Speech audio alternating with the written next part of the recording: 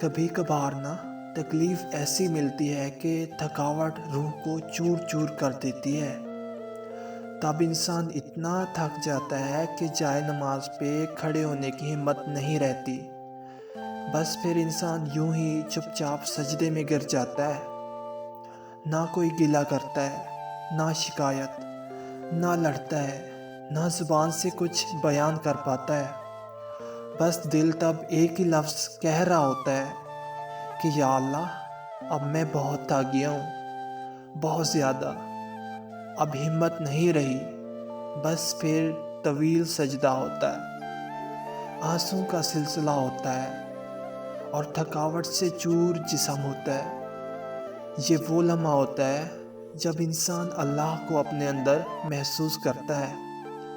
جو جستجو کرتا ہے اسے اللہ مل جاتا ہے، اور جو تھک کر گر جاتا ہے اسے اللہ اپنی آغوش میں چھپا لیتا ہے۔